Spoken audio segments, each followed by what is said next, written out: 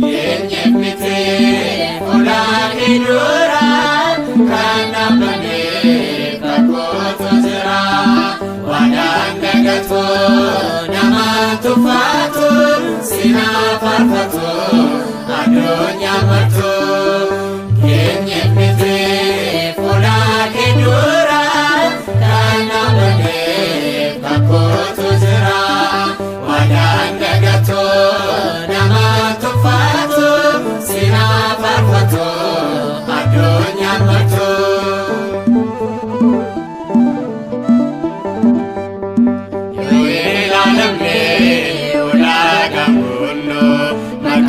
Kingaro galmana kanno siwachindemne simbo arganne kana farfana makake wanne yenyefite folake dura kana bane kakoto zira wadangagato namatu fatu sina farfatu adonya matu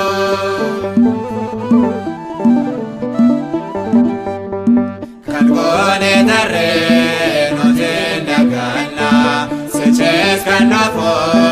abene gana siwana namne kolo galera kanab gabane wataje gara yenyefite folake dura kana bane kakoto zira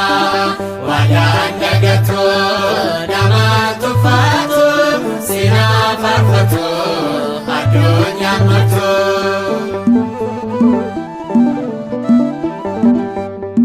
ajajan miti ate wan goto gofto makabda wanun garatu tai jechake nundara mate namata mute bakake nunte Yenyefite folake dura kana bane kakoto zira wadangagato namatu fatu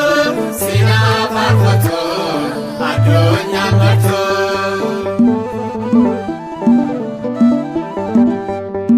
yomo amame namakamete enyo yombeko konfeda keti olmake kana malembe besna wae gochaye demne lafsina yenyefite folake dura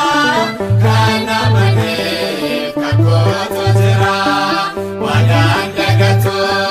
namatu fatu sina farfatu adonya matu Yenyefite folake dura kana bane kakoto zira wadangagato